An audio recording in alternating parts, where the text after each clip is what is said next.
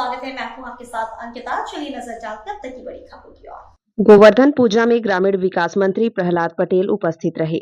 दीपावली के शुभ अवसर पर 5 दिवसीय महोत्सव के अंतर्गत आज दिनांक 2 नवंबर 2024 दिन शनिवार को सुबह 11 बजे ग्राम देवरी पुरानी में गोवर्धन पूजा रखी गई, जिसमें श्री प्रहलाद सिंह पटेल जी, पंचायत एवं ग्रामीण विकास मंत्री, मध्य प्रदेश शासन एवं बरगी विधानसभा क्षेत्र के लोकप्रिय विधायक श्री नीरज सिंह जी एवं गोटे गांव के विधायक महेंद्र नागेश जी उपस्थित रहे। गौ माता को चंदन तिलक लगाकर लड्डुओं का भोग लगाया गया। उसके बाद में गोवर्धन महाराज की पूजा हुई। गौ माता को लड्डू खिलाया गया, प्रसाद खिलाया गया। उसके बाद में गोवर्धन पूजा हुई। समस्त मंडल कार्यकर्ता उपस्थित रहे। श्री मंत्री प्रहलाद पटेल ने कहा कि मुख्यमंत्री जी के आदेश के अनुसार यह गोवर्धन उत्सव मनाया गया है, जिसमें जनपद शाहपुरा के सभी अधिकारी उपस्थित रहे। श्री मंत्री प्रहलाद पटेल ने कहा, यह गोवर्धन उत्सव मनाने से हमारी पुरानी परंपरा में विलुप्त न हो जाए, इसके लिए यह गोवर्धन पूजा अलग से रखी गई है। इसमें लोक परंपराएं भी हैं। इसके बाद में दाल बाटी का प्रोग्राम रखा। श्री प्रहलाद पटेल ने कहा कि हमारे पुरखों की जो परंपरा है उसको भलीभूत होते देखेंगे। मुख्यमंत्री जी का मैं हृदय से आभारी हूँ। ग्रामीण विकास का मतलब सिर्फ सीमेंट कंक्रीट के रोड और भवन बन जाना नहीं होता। हम अपने यहाँ लोक संगीत, लोक नृत्य और लोक परंपराएं अगर नहीं बचा पाए तो हमारा समाज और ग्रामीण परिवेश मजबूत नहीं हो सकता। हम समृद्धि हमारे पास होनी चाहिए, सीमेंट के घर हों, सीमेंट की सड़कें हों, लेकिन लोक परंपराएं भी साथ में हों। ग्रामीण विकास का यही अर्थ है। यदि हम इतना ही रखें, वो पर्यावरण नष्ट कर दें, तो भी हमारा ग्रामीण विकास पूरा नहीं हो सकता। और इसलिए मैं मानता हूँ कि चाहे वो पर्यावरणीय परंपराएं हो, हमारी हर परंपरा के साथ पर्यावरण सबसे अहम है। हम पशुधन का जब पूजन करते हैं तो उसके साथ पर्यावरण उसके साथ निहित है। इसलिए हमारा ग्रामीण विकास सिर्फ सीमेंट कंक्रीट के जंगल बनाने वाला नहीं है, उसमें लोक परंपराएं भी हैं।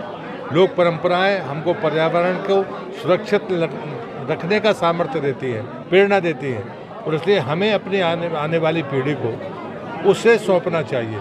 जैसे हम अपनी संपत्ति सौंपते हैं, ये लोक संपत्ति को भी अपने बच्चों को हम सौंपें। यही इस कार्यक्रम का मूल उद्देश्य है। मैं फिर से मुख्यमंत्री जी का इस बात के लिए हृदय से आभार व्यक्त करता हूँ। मैं देश का संस्कृति मंत्री रहा हूँ और इसलिए मैं जिम्मेदारी के साथ कह सकता हूँ, लोक परंपराएं होंगी तो समाज जीवन होगा, अन्यथा हम पश्चिम की तरह परिवार से दूर भागने की गलती कर बैठेंगे।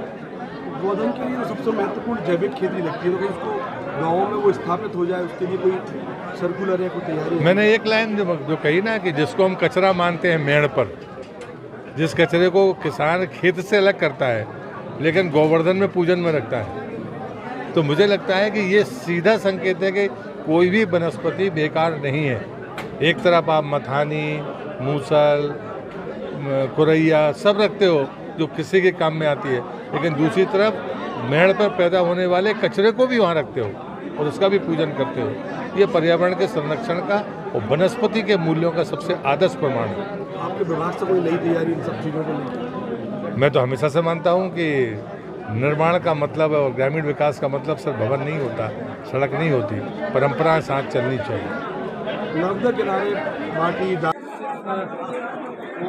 गोवर्धन पूजा ही नहीं बल्कि आप देखेंगे दीपोत्सव में 5 दिवसीय कार्यक्रम, नवरात्रि का 9 दिन का कार्यक्रम, दशहरा, रक्षाबंधन, होली, सारे जब आप पर्वों को देखेंगे, कहीं ना कहीं इन पर्व के माध्यम से हमारी लोक कला और संस्कृति तो जीवित है ही, इसके माध्यम से ही हम लोग कल्याण भी करते हैं, क्योंकि आपस में समाज में भाईचारा खत्म हो जाएगा। मुझे लगता है सामाजिक समरसता बढ़ाने के इससे अच्छे कोई कार्यक्रम नहीं हो सकते हैं। आप प्रकृति के करीब हैं, आप पास में आपकी नदी भी है, यहाँ जंगल है, यहाँ ज़मीन है, जिन चीज़ों को हमें संरक्षित संवर्धित करने की ज़रूरत है। ऐसे मिलन समारोह के माध्यम से हम, जैसा विधायक जी अभी कह भी रहे थे, मेरे साथी विधायक, की एक पंथ दो काज होते हैं, मिलना एक बात है, और उस मिलन समारोह के दौरान ऐसे समाज के सामने जो चुनौतीपूर्ण विषय हैं उन पर चर्चा होना, और जो मुझे लगता है कि इन विषयों को हम देखें तो भविष्य के यही विषय हैं जिन पर सरकारें काम करेंगी।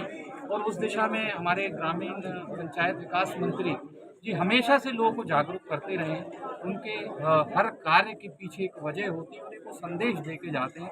जिस तरह के विचार, सिर्फ मैं विचार ही नहीं कहता हूँ, उन विचारों को आत्मसात करके एक जीवन जीते हुए लोगों को संदेश देते हैं। और हर सामाजिक बुराई के प्रति भी उनका नज़रिया बड़ा स्पष्ट है कि वो सामाजिक बुराइयों को नष्ट करना है और इन लोक कला, लोक परंपराओं को जीवित रखने वाले त्योहारों को, तीजों को हमें सबको मिलजुल के मनाना चाहिए। इसीलिए वो कहते हैं ना आमंत्रण की ज़रूरत है, ना किसी को यहाँ मनाए ही, सब आएँ, सब मिलें। और जहाँ आज मैं आपको कहूँ इस स्थान पर किसी को कोई आमंत्रण नहीं दिया गया है, क्योंकि पंचायत विभाग के मंत्री हैं, तो ये विभाग के द्वारा थोड़ा सी व्यवस्थाएं की गई हैं। इसके अलावा जितने लोग यहाँ आए, या तो भाई साहब से मिलने के लिए आए हैं, या मुझे लगता है उनके विचारों को सुनने के लिए आए हैं, क्योंकि आपका सांसद जीवन से जो आपने शुरुआत की थी, आज जब वो बोलते हैं तो अपने अनुभव उनके बयां करते हैं। मुझे लगता है कि हम सब के लिए भी सीख देने की बात है। और हम निश्चित ही इस स्थान पर जो आगे कार्य होने जा रहे हैं, आपने सब अभी मुन्ना भैया ने, जालिम भैया ने बताया कि यहाँ पर सैनिक स्कूल जो बनने जा रहा है फाउंडेशन के द्वारा गोटे गाँव में, उसका यहाँ शूटिंग रेंज वगैरह होगी, यहाँ घुड़सवारी वगैरह होगी। अभी मैं वही भाई साहब से पूछा था, क्योंकि अब सैनिक स्कूल भी प्राइवेट हैंड्स में देने लगे, प्राइवेट ग्रुप्स भी उनको लेते हैं। लेकिन जो उनके पैमाने हैं, उस पैमाने पे ही सैनिक स्कूल ये चलाया जाएगा। उसका एंट्रेंस एग्ज़ाम भी देश स्तर पर होगा, तो एक बहुत बड़ी उपलब्धि पूरे क्षेत्र में। Thank you.